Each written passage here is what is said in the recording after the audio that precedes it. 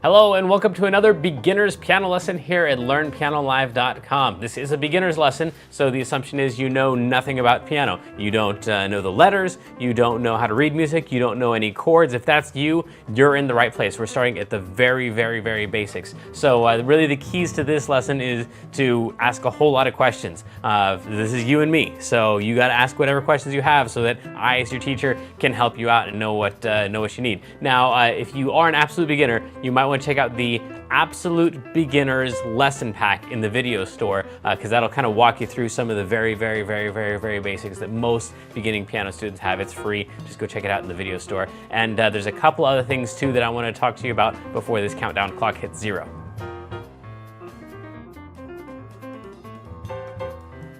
All right, first and most important, ask a lot of questions. The way that you're gonna do that is, there's a couple different ways. You can jump in the chat room and talk with the other students who are logged in at the same time. I'll be watching the chat room too. You can ask your questions there. Or if it's a question that's just for me, a question about the lesson, especially if you know it's one that's gonna fit best at the question and answer time at the end, then you can just put your name and your question in the box below this video, click submit, and then I will get that. Now, if you're already in the archives, if you're watching this not live, but you're watching this in the archives, then make sure at the end of the lesson you click on the survey button. You don't have to fill out the entire survey. If you want to, I mean, I'd love your feedback, but really the best part of that is that you can put your question in there, and then we click submit. Then I will get all of your questions. I'll make sure that you get them answered, whether you're in the archives or you're live.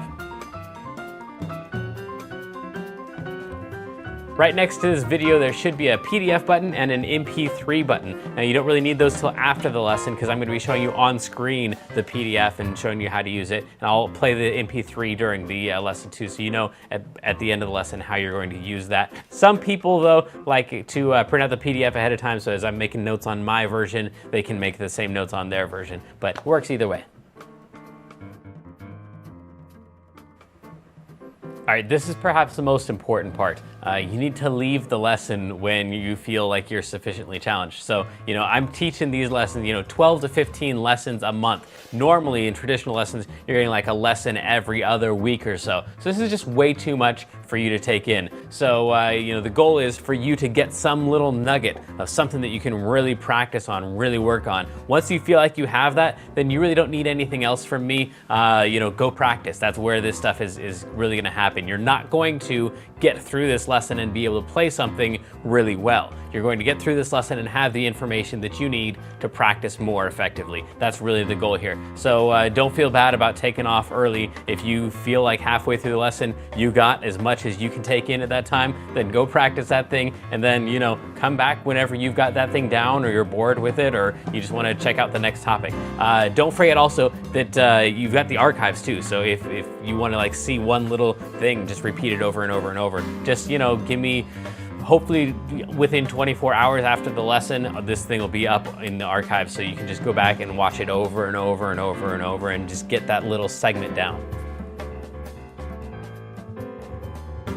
All right, today we're doing everybody's favorite topic. Out of the 8 sectors of musicianship, the one that everybody always likes the most is application. That's where you finally actually get to play a song. So if you've been here for the last couple weeks, you'll notice a lot of the same concepts popping up today, because we're going to take those concepts, we're going to apply them to a very specific song. If you haven't been here, don't worry about it. I'll show you how to play all of our little concepts. So hopefully at the end of today's lesson, you'll have all the tools to practice an actual real song that you can play for your friends and impress them. Let's go.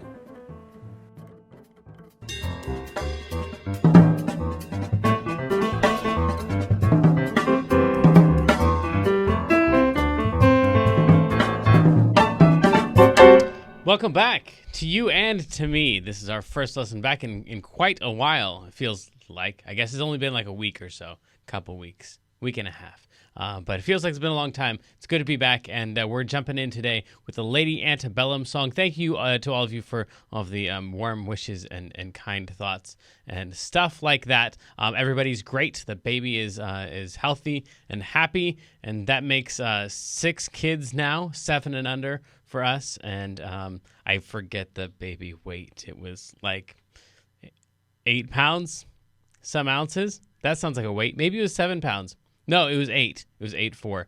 I don't know. I know a lot of you care, and I know I can't ever remember. So anyway, let's talk about our song today. This is the song Think About You. Just came out from Lady Antebellum, and I'll be recording a cover of it later on this week, hopefully, if all goes according to plan. And this song is in the key of G flat. We'll get to that in just a second. First of all, though, the tempo for this song is going to be 105 beats per minute. That little symbol right there means that you can click on that and go to the video. Only right now you can't click on that and go to the video because I am still working on the metronome video. So that link will be up hopefully soon, as soon as we make that metronome video. I've got the outline for it, and we just haven't made it yet. But let me show you what that means.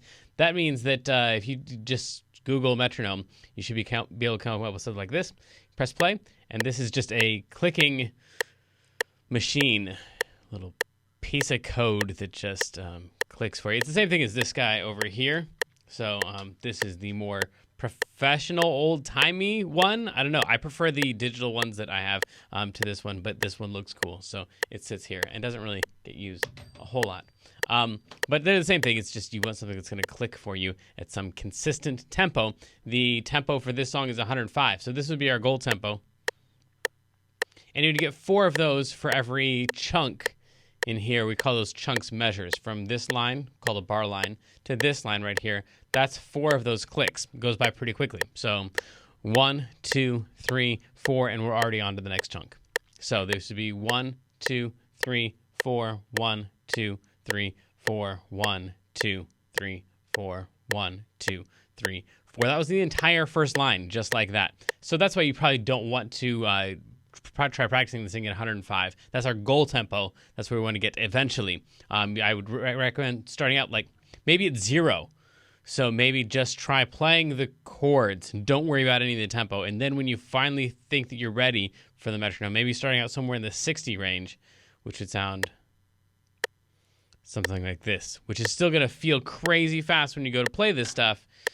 So it's going to be 2, 3, 4, 1, 2, 3, 4, 1, 2, 3, 4, 1, 2, 3, 4. It's going to feel really super duper fast. So if that is you, especially you adult students, you guys are so tough on yourselves. So yeah, just try practicing the chords first, and then way later, once you think you've got those chords down. And I'm talking like in numbers of hours of practice, maybe a couple, 3, 4 hours of focused practice, depending on how much experience you have with chords. It could be a while before you're ready to play with any metronome speed at all. And then, here's the tricky part. Nobody ever believes me, but I'm going to say it anyway because it's true, and it's always relevant for every student in the world. Going from slow to fast is easy. So playing fast is super easy. The difficult thing is playing smoothly. So work on transitioning between these chords smoothly, going from one chord to the next chord, one chord to the next chord without those interruptions. Let me play this for you the wrong way. This is the way everybody wants to play it. Once they get their B chord down, cool, I can play the B chord, and a G flat chord looks like that. Cool. So they're like, all right, cool. I got my chords down. Now I'm ready to play. And here's what I hear. 1, 2, 3, 4. And then it goes. Wait, hang on. 1, 2, 3, 4. So hopefully you heard that big old gap in between. So what we want to go for is 1, 2, 3, 4. 1, 2, 3, 4. Once you have that down at any consistent tempo, the metronome set at 30, 40 maybe, then moving that from there to 105, our goal tempo, is going to be super simple, and it's going to happen really fast. It might even happen within a single day, but it might take a week or 2 to practice getting that smoothly from there to there at a really slow tempo. So slower, smoothly is always the difficult part. Quick, super simple. So don't try to practice quickly. Try to practice smoothly. All right, enough lecture for one day. Let's get back to the song.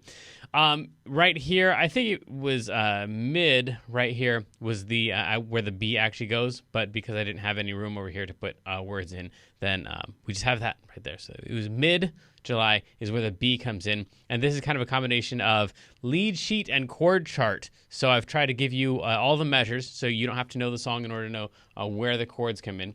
and your play along track will go through all these chords at the goal tempo, 105. Your play along track sounds something like this. 3, 4. To the G flat. To the E flat. To the D flat. To the B. To the G flat. To the E flat minor. To the D flat. And then here's our verse. It was mid-July. We drove past the Texaco with an empty tank, no loose change. You swore we'd make it home. It's a little funny cause I was caught up in your eyes, your touch, the rush. And then they go into the next verse. So that's kind of how the words work. You're just supposed to line those up with the chords, or you can ignore the words entirely and just count those 1, 2, 3, 4, those beats for each chunk, and that'll work out just fine as well. Cool. So that's what the words are doing there. If you already know the song, the words can help you out. Otherwise, just count the 1, 2, 3, 4. Now, the good news is on this song, there's pretty much 4 chords all the way through until we get to the bridge part. This is the only time you're going to get this 1 extra chord right there. I'm really tempted to tell you that it's the 2 chord, but that's really a discussion for tomorrow's lesson when we talk about the theory of this song. So right there we have a different set of chords. It's actually the same exact chords, but in a different order, and then they add in this 1 chord, the A flat minor. You might be wondering how to play all these chords. There's only 4 of them in the song, but you still need to, actually 5 of them in the song, sorry, if you count the A flat minor. So this one right here is the weirdo that's in that bridge, and the rest of them are all really common chords for this song. So with a B chord, it's going to be a B and a D sharp and an F sharp. Technically, this is supposed to be called a C flat chord, but again, we'll get into that tomorrow. B makes a lot more sense than C flat. So B, D sharp, and F sharp. Those 3 notes right there. And with your left hand, you're probably just going to play that single note, the root of the chord, just a B. Whatever the name of the chord is, that's the one that you're going to play. So that one right there. And then for the G flat chord, that's going to be right here. So it's going to be G flat, B flat, and D flat. So you're going to play those notes just like that, and probably with your left hand play a single G flat down here. So go from the B chord to the G flat chord, B chord to the G flat chord. Then E flat minor is going to be right here, E flat, G flat, and B, and you can just follow the groups of 2 and 3 black notes in order to find those notes. So E flat is the top of the group of 2 black notes, just like it shows there on the chart, and then G flat and B flat right there. And then with your left hand, you would just play the E flat. So we got, that's our E flat minor chord. So now we go back and we try all 3 of those in a row. So we go B, and then switch to a G flat, and then switch to an E flat. If that went terribly for you and you couldn't play pretty much anything after the B, then that's great. That means that you're normal and you need to keep practicing. So again, the smoothness on this, the speed doesn't matter at all. The smoothness is what matters. So maybe set that metronome to something super duper slow. And again, this would be after, a week or 2 of practice, maybe like a 50, like that. So we'd go 1, 2, 3, 4, 1, 2, 3, 4, 1. And feel free to leave that other chord earlier too. So you can go like 1, 2, 3, 4, 1, 2, 3, 4, 1. Like that, and search for your next chord as that metronome is going. Cool. You just want to get any consistent tempo at all. Then the last chord is going to be a D flat, which is going to have a D flat and an F and an A flat, and your left hand is going to play just the single note that is D flat. So hopefully you guessed that one. So that gives us a B chord to a G flat chord, to an E flat minor chord, to a D flat. And if you can just loop that over and over and over and over and over, there's only 4 measures where you're going to be wrong, and that is during this little section right here in that bridge. Where was that? Right there. So that's going to be E flat minor, D flat, B, which that is the same order of chords that you already had. You already had B, G flat, E flat minor, D flat, and loop it back around to the B. So that's those 3 chords right there. So it's actually in the same exact order, just starting on the E flat instead of starting on the B. And then A flat minor is the last chord. It's going to be an A flat and a C flat or B and an E flat. And that's your A flat minor. And that's the whole entire song. That's all of them.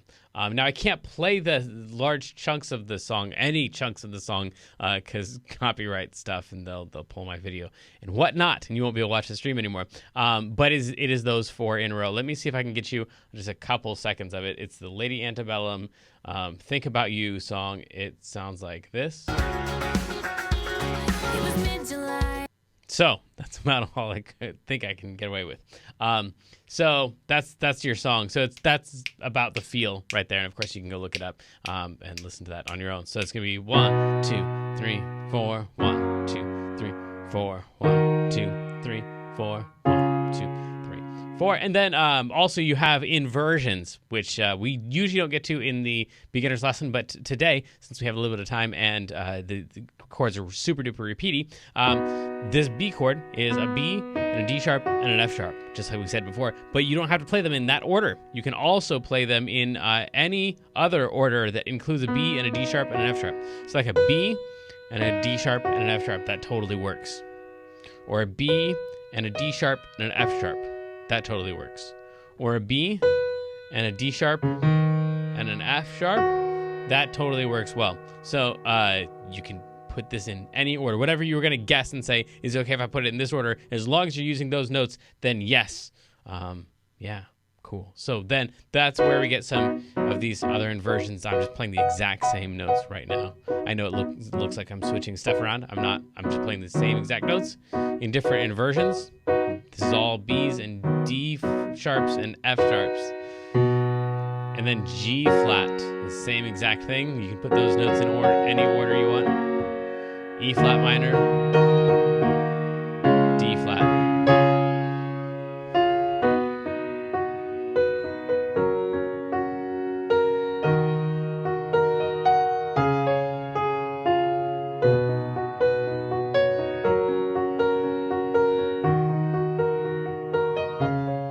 That's all just notes out of the chords, just randomly selecting notes that are in each of those chords. Cool. And then you have the melody. So I've left these notes out again, the numbers, but the key of G flat is going to look something like that. So that's number 1. That's the most important one. And then we have 2, 3, 4, 5, 6, 7, and 1, just like the chart says. And I believe I've got the key of D flat here, hopefully. Something like that. So we'd have 1. No, that's D flat. I want G flat. There we go. G flat. 1, 2, 3, 4, 5, 6, 7, 1. So these are all of the notes for the entire melody all the way through the entire song. So all of the notes for the melody are one of those 7 notes, including, of course, those 7 as well. 1, 2, 3, 4, 5, 6, 7. 1, 2, 3, 4, 5, 6. So the very beginning of it, I'll give you the first ones. It was mid-July. And I can tell that from the this thing right here. Again, hopefully they won't pull. In fact, let me just see if it's still streaming. It looks like we're still good. They have not pulled us yet for that little copyright infringement there. So let's see if we can get this. It was mid-July. So it was mid-July. Right there. So those numbers would be, you could find those out just by poking around inside the key and finding the numbers. And guess only these notes. Don't guess any other notes. Just guess those ones. And you'll come up with the right answers. It was mid-July. So that would be a 1, 1, 1, 5, 5. So I would go ahead and write that in. It was mid-July. And I know so a lot of you have a problem with not being able to tell whether the numbers go up or down. So just by reading this, you wouldn't be able to tell if it's 1, 1, 1, 5, 5 or 1, 1, 1, 5, 5. Fair enough. But as soon as we start like deciding whether the 5 should go up or down and making some kind of special notation for that, we're basically recreating sheet music, which is just that. It's just what note you're supposed to play and when you're supposed to play it. So as soon as we solve all the problems that exist on this type of thing, then you're just reading sheet music at that point. So this is the best shorthand for now. It was mid-July, and then you're just going to guess around at those next notes. Try to listen to it, slow it way, way down, and only do a note or two at a time. Don't try to guess at an entire line. In fact, it was mid-July. That'd be probably way too much to guess at your first time. So first one, you just try to find it. It. I don't remember. Go back and just try to play it again. Okay, it. I got it now. It. There we go. That's it. So, the next mid, and it was mid. It just repeats the same note. Cool. I've got 1 and 1 and 1. That's more what it looks like in real life for most students. All right. So then you're going to try to fill in as many of those as possible, which might mean 1 or 2 of those. That's your assignment, is to try to get in a couple of those notes, knowing that these are all the right guesses. It was mid-July. You want summer rain. We drove past the Texaco. That'd be great if you could get that far. Some of you I know fill in the entire thing. Then yes, it's fine if you send it to me, and I will double check those numbers for you. Or you can just wait until tomorrow, where I fill in all the right answers for you, and you can come back and play through that with the right answers. So this is all the key of G flat. There's no key changes or anything in there, so that's all going to stay the same. And then we don't have any sheet music for this yet on this lesson, so we'll probably have some of that tomorrow, and then some of it the next day as well. And then I'll decide how I'm going to cover this on Wednesday when we go through our covering lesson, and that will be I'll hopefully have some sheet music for the way that I decided to do that. So let's get to your questions. Actually, first, before we do that, let's do our wrap-up, and then we'll get to your questions. So if you have any questions and you have not yet submitted them, now is the time. I'm just going to say all the stuff I've said, but hopefully more concisely this time. We've got basically 4 chords in this song, 1 additional chord in the bridge. The 4 chords are going to be B, G flat, E minor, D flat, and the additional chord that we have in the bridge is an A flat minor. All those 4 chords just repeat in that order for the entire thing. The bridge, you've got the same exact chords in the same exact order, but you're gonna start on the E flat minor. Yes. And then you've got the A flat minor in there. We talked about the key of G flat, what that means, that you would have 1, 2, 3, 4, 5, 6, 7 notes that are possibilities. And then, of course, that pattern repeats through all your octaves. And then we talked about how to find some of the notes. I gave you the first couple of hints here with the 1 and the 1 and the 1 and the 5. And then you're going to try to find some more of those notes. And we'll be back tomorrow with the correct answers on all of those. I think that's it. Let's get to your questions. Let me check. Here we go. Yeah. Got a couple. Did you miss us? I'm supposed to say yes, of course. I missed you all so much, and I just hated spending time with my family and that baby. But no, I loved it. I didn't think about much else other than that, so I wasn't secretly dying to get back to work. But however, I will say this, as honest as that was, and you know it was honest because it was a terrible business decision to say no, it is great to have a job where I really enjoy what I do. And so now that I'm back in it, I'm glad to be back in it. So that is all genuine. But no, I didn't spend a lot of time thinking about how I wish I could ditch these family people and these kids and get back to piano lessons. But it is good to be back. Truly and honestly. And I'm sure that will be even more true with some more sleep. How do you decide which songs to cover? Most of it is, a lot of it is by your requests and stuff. So if you guys tell me about an album that's coming up that you really are excited about, then we'll do those songs. Or if there's an old song that you want to do, then we do that. So it's mostly by request. And then Kendra and myself, if you don't know Kendra, stick around. You'll get to know her. She's adorable, is what she is. She's going to be doing a YouTube series with me where we talk about how to pick songs to cover and stuff like that. So if you're asking how did these songs get done, then that is from your requests. And then how do I decide which ones I'm going to personally cover is a long answer that will come with Kendra there to make it all a little bit more exciting, because she gets bored more easily than I do, and she keeps me moving along. And congratulations. Aw, thanks. That's nice. Yeah. It looks like that's all the questions. So if you have any others and you're maybe watching this in the archives, then make sure you send those along. And I'll be back tomorrow, barring any other new babies that show up. Back tomorrow with the theory behind this song. And until then, and Wednesday when we do the cover of the song, then good luck. Have fun, send me your videos, and know that truly and honestly, I love you. Thanks for joining me.